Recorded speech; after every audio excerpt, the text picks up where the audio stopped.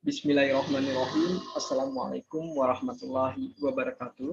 Perkenalkan, nama saya Yuria Saputra, NIM 18 10 72 1003. Baiklah, Bapak dan teman-teman, pada kesempatan kali ini saya akan menyampaikan hasil proposal seminar sastra saya yang berjudul Masalah Sosial dalam Dongeng Anak Nusantara Pilihan karya Tias Anandita, yaitu dengan tinjauan sosiologi sastra. Yang pertama itu adalah latar belakang. Nah, pada saat ini banyak karya sastra yang dilahirkan oleh penulis-penulis tanah air. Nah, karya sastra yang mereka hasilkan telah tersebar luas di berbagai media. Nah, seperti itu pada media massa, media daring. Kemudian karya sastra tersebut ada yang berupa novel, nah drama, cerpen, puisi maupun cerita anak atau disebut juga dengan dongeng. Nah, Khalil pada 2003 mengklasifikasikan bahwa kategori sastra feminisme menjadi dua, yaitu karya sastra yang ditulis oleh perempuan dan karya sastra yang ditulis oleh laki-laki. Nah, dalam karya sastra yang ditulis oleh laki-laki dan perempuan itu terdapat perbedaan yang mencolok. Nah, Kamis 1997 dalam karya sastra yang ditulis oleh perempuan mengandung unsur-unsur imajinasi dan gagasan yang tidak bisa ditemukan dalam karya sastra yang ditulis oleh laki-laki. Nah, kemudian gagasan tersebut juga dipertegas oleh Sawator. Ia menyebutkan bahwa karya sastra yang ditulis oleh perempuan ini sebagai ginosentrik. Nah, tulisan tersebut tidak hanya dalam bidang sastra, akan tetapi semua tulisan yang meliputi sejarah, cerita, tema-tema, genre, dan struktur tulisan yang ditulis oleh perempuan. Nah, itu yang dikutip juga dari HUM 2002. Nah, apa itu cerita? Cerita merupakan salah satu tulisan yang ditulis oleh perempuan. Salah satunya adalah dongeng. Nah, Hana mengatakan pada tahun 2011 bahwa dongeng adalah cerita rekaan yang tidak nyata seperti fabel. Fabel disebut juga dengan cerita binatang dan benda mati. Kemudian ada juga saga atau cerita pertualangan yang disebut dengan cerita pertualangan. Kemudian ada juga hikayat yang merupakan cerita rakyat ya. Kemudian ada juga legenda atau disebut juga dengan asal usul. Kemudian ada juga mite. Nah, apa contohnya? Dewa Dewi, peri, roh, dan halus. Kemudian ada juga epos. Nah, epos itu adalah cerita besar seperti Mahabharata dan Ramayana. Nah, pada hakikatnya, dongeng diciptakan tidak hanya sebagai media hiburan bagi anak-anak, tetapi juga berfungsi untuk mendidik dan membimbing masyarakat, terutama tentang minat baca anak ya. Kemudian dengan demikian dalam hal ini bahwa dongeng dapat disampaikan melalui dua media. Apa saja itu? Yaitu lisan dan tertulis. Nah, salah satu bentuk tertulis ialah dongeng diciptakan dalam sebuah kumpulan cerita yang menjadi buku. Nah, sedikit pengantar singkat mengenai Tias Anandita, bahwa Tias Anandita itu adalah salah seorang penulis cerita dongeng ya. Tias Anandita juga merupakan mahasiswa dari alumni di jurusan Sastra Indonesia Fakultas Ilmu Budaya Universitas Gadjah Mada pada tahun 2005. Dan juga merupakan alumni dari Pasca Sarjana Ilmu Sastra Universitas Gadjah Mada. Nah, salah satu buku kumpulan cerita dongeng karya Tias Anandita yaitu Dongeng Anak Nusantara Pilihan. Nah, buku Dongeng Anak Nusantara Pilihan ini cenderung menceritakan tentang permasalahan sosial. Nah, teman-teman bisa lihat pada contoh data yang saya sajikan. Nah, di situ ada contoh masalah sosial tentang kemiskinan. Nah, ini saya kutip dari halaman 119. Nah, di sini dapat kita lihat, daripada terus menanggung hidup seperti ini, izinkanlah anakmu merantau ke negeri seberang. Yaitu kata bujang sambil memandang ibunya ya. Nah, dari kutipan di atas bahwa jelas masalah yang dihadapi Bujang Gadung adalah kemiskinan.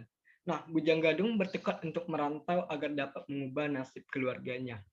Nah, kemudian di sisi lain, saya juga menemukan contoh masalah sosial tentang pendidikan. Hal ini dapat dilihat pada kutipan berikut. Semakin hari Rohib semakin beranjak dewasa, ia tumbuh menjadi anak yang manja, sebab sang raja dan istrinya terlalu memanjakan Rohib sejak kecil. Merasa bahwa anaknya terlalu manja, raja pun berniat mengirim Rohib untuk belajar menuntut ilmu di luar kerajaan. Nah, kemudian kutipan tersebut dilanjutkan, sayangnya setelah sekian tahun belajar di luar kota, ia tak kunjung menyelesaikan sekolahnya. Ia memutuskan untuk pulang sebelum masa belajarnya selesai. Tentu saja keputusan itu ayahnya marah besar kepada Rohib. Itu dikutip dari halaman 16. Nah, dari kutipan tadi dapat dipahami bahwa masalah sosial yang terjadi dalam keluarga raja.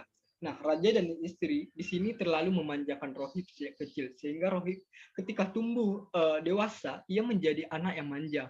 Hal ini menyebabkan dampak buruk bagi perkembangan Rohib. Nah, akibatnya Rohib tidak dapat menyelesaikan sekolah dan memutuskan pulang sebelum pendidikannya selesai. Nah, selanjutnya itu ada rumusan masalah. Nah, dari berdasarkan latar belakang dia yang saya sajikan tadi, bahwa rumusan masalah penelitian ini adalah yang pertama, permasalahan sosial apa yang terdapat dalam cerita dongeng Anak Nusantara pilihan karya Tyas Anandita. Yang kedua, mengapa dan bagaimana terjadinya masalah sosial dalam cerita dongeng Anak Nusantara pilihan karya Tyas Anandita. Nah, adapun tujuan penelitian ini, yang pertama adalah mendeskripsikan masalah sosial yang terdapat dalam cerita dongeng Anak Nusantara pilihan karya Tyas Anandita. Yang kedua yaitu mendeskripsikan mengapa dan bagaimana terjadinya masalah sosial dalam cerita dongeng Anak Nusantara pilihan karya Tyas Anandita.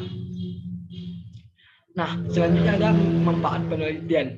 Nah, manfaat penelitian ini ada dua, yaitu manfaat teoritis dan manfaat praktis. Nah, secara teoritis, penelitian ini bermanfaat untuk perkembangan ilmu sastra, terutama penelitian mengenai cerita dongeng dengan tinjauan sosiologi sastra. Nah, yang kedua itu ada manfaat praktis. Nah, secara praktis, penelitian ini memberikan penjelasan untuk memahami masalah sosial dalam cerita dongeng Anak Nusantara karya Tyas Anandita. Selain itu, penelitian ini juga dapat digunakan sebagai referensi dan bahan perbandingan untuk penelitian selanjutnya, tentu yang berkaitan dengan masalah sosial. Nah, kemudian metode penelitian. Nah, metode penelitian ini menggunakan metode kualitatif. Adapun langkah-langkah penelitian ini, yang pertama yaitu teknik pengumpulan data. Nah, pada tahap ini penulis membaca dan memahami cerita dongeng Anak Nusantara karya Tyas Anandita. Selain itu, penulis juga menentukan dan mengklasifikasikan data dalam cerita dongeng Anak Nusantara karya Tyas Anandita.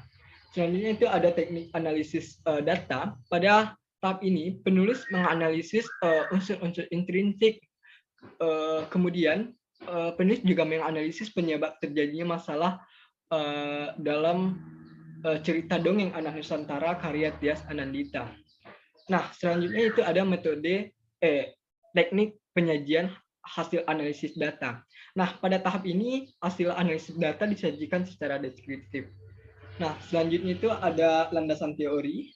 Nah, landasan teori yang saya gunakan pertama adalah sosiologi sastra. Nah, sosiologi sastra adalah telaah yang objektif dan ilmiah tentang manusia dalam masyarakat. Nah, telaah tentang lembaga dan proses sosial.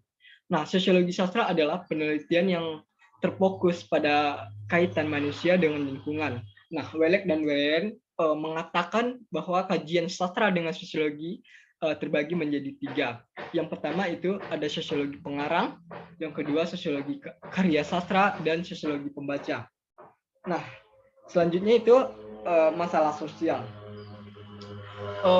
Sukanto mengatakan bahwa masalah sosial adalah suatu ketidaksesuaian antara unsur-unsur kebudayaan atau masyarakat yang membahayakan kehidupan kelompok sosial dan menghambat sepenuhnya keinginan-keinginan pokok warga kelompok sosial tersebut, sehingga menyebabkan kepincangan ikatan sosial. Nah, masalah sosial itu timbul akibat interaksi sosial antar individu dengan kelompok atau antar kelompok. Nah, selanjutnya ada tinjauan pustaka. Nah, sejauh dari pengamatan penulis, sudah ada beberapa penelitian ilmiah yang dapat dijadikan sebagai rujukan penelitian ini. Antara lain, yang pertama itu masalah sosial dalam kumpulan cerpen kupu-kupu Banda Mua karya Eli Dolvia, yaitu dengan tinjauan sosiologi sastra. Nah, penelitian ini ditulis oleh Deni Mardiati yang menyimpulkan bahwa beberapa masalah sosial dalam kumpulan cerpen kupu-kupu Banda Mua. Yang pertama itu ada masalah kemiskinan, modernisasi, perkembangan zaman yang semakin canggih, pengkhianatan di organisasi keluarga, masalah sosial budaya, dan masalah lingkungan hidup. Nah, yang kedua itu ada karya ilmiah yang berjudul Permasalahan Sosial dalam Kumpulan Cerpen Wanita Muda di sebuah hotel mewah. Itu karya Amsat Rajati. Juga dengan tinjauan sosiologi sastra. Nah, penelitian ini ditulis oleh Fitri Wulandari pada tahun 2008. Ia menyimpulkan bahwa permasalahan sosial yang terdapat dalam kumpulan cerpen Wanita Muda adalah kriminalitas, urbanisasi, pengangguran, masalah politik, pelacuran, dan kenakalan remaja. Selanjutnya itu sistematika penulisan. Nah, apa itu sistematika? Sistematika merupakan pengetahuan mengenai klasifikasi atau penggolongan. Nah, sistematika penulisan penelitian ini terdiri 4 bab, yaitu sebagai berikut. Pada bab pertama, yaitu pendahuluan, yang meliputi latar belakang, rumusan masalah, tujuan penelitian, manfaat penelitian, metode dan teknik penelitian, tinjauan pustaka, dan sistematika penulisan. Nah, pada bab 2 berisi analisis struktur karya cerita dongeng Anak Nusantara karya Tias Anandita. Pada bab 3 yaitu berisi paparan mengapa dan bagaimana masalah sosial. Dan pada bab 4 yang berisi penutup terdiri dari simpulan dan saran yang memaparkan hasil penelitian secara menyeluruh. Nah, mungkin sekianlah presentasi proposal saya. Kalau ada salah dan janggal, saya mohon maaf. Saya tutup dengan wabillahi taufiq walhidayah. Wassalamualaikum warahmatullahi wabarakatuh.